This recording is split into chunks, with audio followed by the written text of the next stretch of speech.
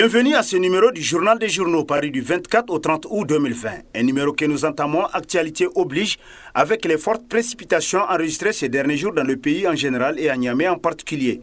À cet effet, alerte inondation à Niamey, le premier pont submergé par les eaux titre dans ses colonnes l'hebdomadaire L'éclosion, qui nous apprend que les eaux du fleuve Niger ont débordé jusqu'à s'étendre sur le goudron du premier pont de Harobanda dans le 5e arrondissement.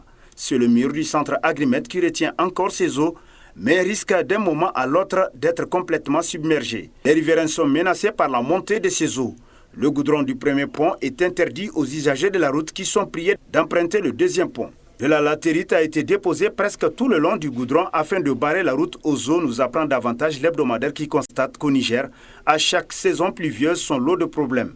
Les autorités compétentes doivent chercher des solutions définitives à ce phénomène récurrent qui plonge des familles dans le désarroi total, conclut l'éclosion. Douane nationale, affaire affectation illégale, le syndicat national des agents des douanes, SNAD, n'en démord pas. Titre dans sa rubrique Nation, l'hebdomadaire Le Courrier qui nous apprend qu'à l'issue de son premier conseil syndical tenu à Tawatou récemment, le SNAD a dans sa résolution numéro 1 dénoncé les actes attentatoires aux textes en matière de gestion du personnel au sein de l'administration douanière. Ensuite, le SNAD a exigé du ministère des Finances le respect strict de ses prérogatives et des attributions du directeur général des douanes dans la gestion de la carrière des agents de douane. Enfin, d'après le journal, le conseil syndical engage le bureau du SNAD à mener toute action visant à mettre fin à toute forme de distorsion en matière de gestion des ressources humaines au sein de l'administration des douanes. Le syndicat des douaniers est plus que jamais engagé à combattre toutes les formes de discrimination et d'arbitraire constatées au sein de l'administration de la douane. Dans le registre des formes de distorsion figure l'affectation illégale du chef de bureau de Maradi, faite aux antipodes des textes qui encadrent la gestion des ressources humaines au sein de l'administration de la douane selon le journal, d'après les investigations duquel, à son arrivée à Maradi, l'ancien chef de bureau aurait empêché l'accès aux locaux de la douane aux intermédiaires qui ne vivent que de la fraude. L'ancien chef de bureau aurait également fait revenir à la douane tous les camions disséminés dans les parcs privés. Cela pour empêcher le reversement. Des décisions qui ne seraient pas du goût de certains militants du pouvoir tels que rapportés par le courrier. De la réforme du secteur des engrais, doit-on supprimer définitivement la caïman au profit du secteur ? S'interroge entre autres à sa une l'hebdomadaire Niger Times, qui nous apprend que selon une source proche, la mise en œuvre du plan de réforme du secteur des engrais adopté par le gouvernement est en cours et que le plan de réforme ne prévoit pas la disparition de la caïman, mais son retrait du commerce des engrais qui sera confié au secteur privé. La caïman devait cesser d'importer à partir de 2019, mais certaines choses ont fait qu'on lui a donné la dérogation de couvrir l'année 2020, d'après le journal pour qui l'entière responsabilité du secteur privé nécessite un certain nombre de textes juridiques qui devaient être signés par le ministère de l'Agriculture et celui des Finances, mais aussi le décret créant le Fonds commun des engrais. À la source de Niger Times de conclure en affirmant que la mise en œuvre du plan de réforme est en train de connaître des blocages. Tourisme et hôtellerie, un secteur malade du Covid-19, des acteurs tirent la sonnette d'alarme, s'exclame le bimensuel Mutation, pour qui ce secteur est l'un des plus touchés, pour ne pas dire le plus impacté par la pandémie à Covid-19. Des promoteurs redoutent la fermeture de nombreuses entreprises, tandis que les travailleurs, eux, avec des demi-salaires pour les plus chanceux et des spectres de licenciement dans l'air pour d'autres, ne savent plus depuis à quel sens se vouer. Qu'a fait le gouvernement pour leur venir en aide ? Se demande le journal qui poursuit. Au Centre nigérien de promotion touristique, on fait contre mauvaise fortune bon cœur. Pour tuer le temps, on joue à la belote, au Scrabble, à la pétanque, aux échecs, constate Mutation. Madame Ibrahim Yakouboune Rachi Moussa crée son parti politique, titre à sa une l'hebdomadaire L'actualité, qui constate que le paysage politique nigérien s'agrandit chaque jour que Dieu fait avec l'arrivée dans l'arène de nouveaux partis politiques portés par des jeunes. Mais jusqu'ici, on dénombre très peu de femmes à croire que la gente féminine n'a pas encore acquis la conviction qu'elle compte. Eh bien, cette impression, une sorte de carcan psychologique, vient d'être brisée par Madame Ibrahim Yakoubou Rachi Moussa Hassan, qui vient de créer un parti politique, le Mouvement nigérien pour le développement Kourtia Haskanteya, et ce nouveau parti qui propulse cette dame battante jusqu'ici dans le giron financier dans le cercle de la lutte politique. Depuis qu'un putsch l'a destitué de la direction de sa banque et que le sauveur a été nommé, personne ne daigne donner aux Nigériens où en est Assoussou. Madame Rachi, confiante au choix de Dieu, s'en est allée en l'absence de tout avocat sous les cieux de la Renaissance, sachant que Dieu est pour tous et qu'il est le juge impartial. Dans sa gibecière, elle avait 1 et 1000 idées et elle partit sereine.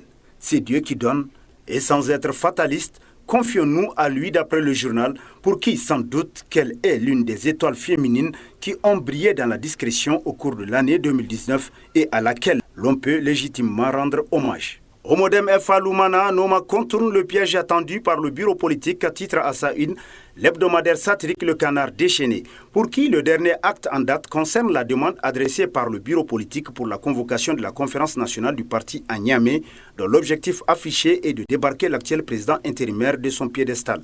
Le président par intérim, Oumarou Noma, avait lui convoqué tous les délégués de Lumana aux assises de renouvellement des structures et de désignation des candidats du parti au futur scrutin selon le journal d'après-qui. Autant dire qu'une nouvelle bataille risque de s'ouvrir avec des conséquences incalculables pour le parti à quelques mois des prochaines joutes électorales.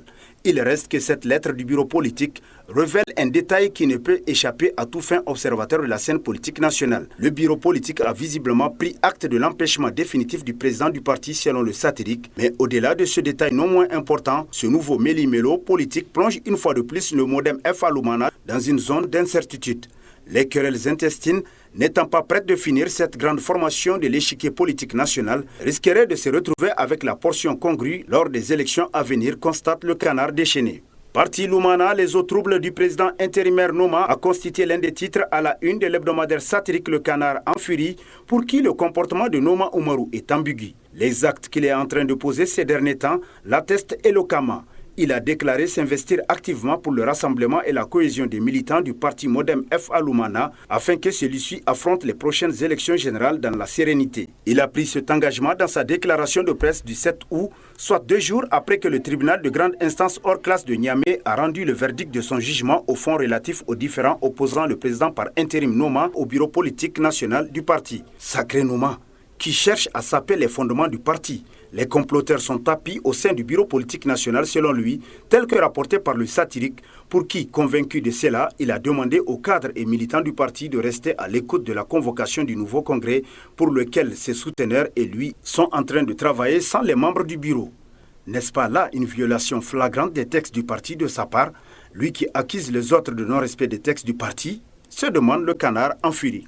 Congrès du MNSD du 15 août 2020, les foyers de crise passés sous silence s'exclame l'hebdomadaire La Roue de l'Histoire, d'après qui, si pour le président Séni Oumarou, les assises du congrès extraordinaire du MNSD Nassara se sont tenues dans le respect des textes fondamentaux, il n'en demeure pas moins que les contestations nées des renouvellements des structures à la veille du congrès du 23 mars 2019 tenu à Tawa n'ont pas bougé d'une ligne.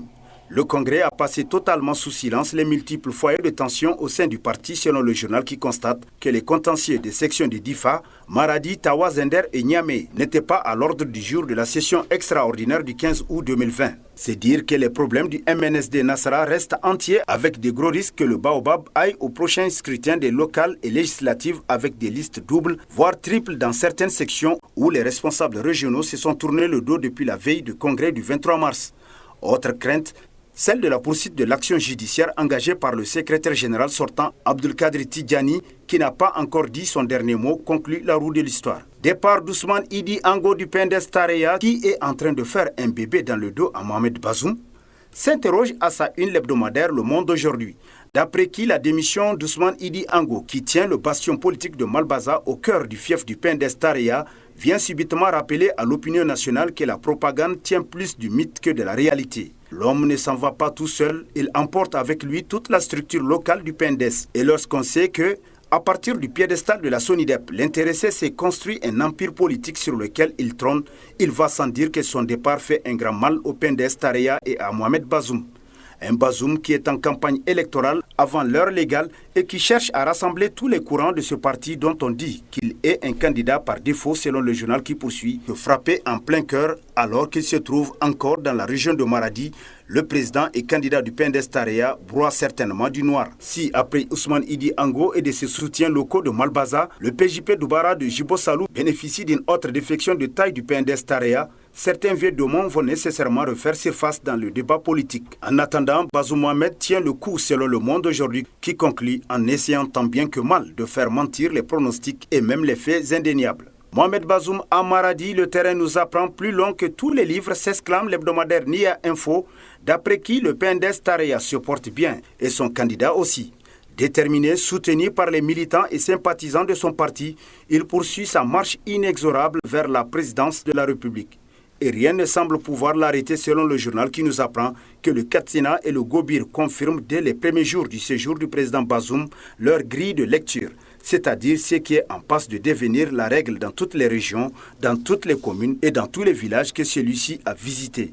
Un soutien massif, plein d'enthousiasme et de chaleur au président du comité exécutif national du PNDES Tareya et candidat à l'élection présidentielle prochaine, conclut Nia Info. Ici Fou Mahamadou, une renaissance inachevée, s'exclame l'hebdomadaire Le Patriote 15 pour qui les grands chantiers qu'il a ouverts dans les domaines éducatifs, sanitaires, économiques, environnemental, politiques et social ont apporté quelques changements notables au pays. En revanche, des projets vitaux comme l'initiative 3N, une initiative qui devrait poser les jalons d'une véritable révolution verte au Niger en vue d'atteindre l'autosuffisance alimentaire et donc en finir avec la faim, ne semble pas avoir atteint l'objectif escompté en termes de réalisation.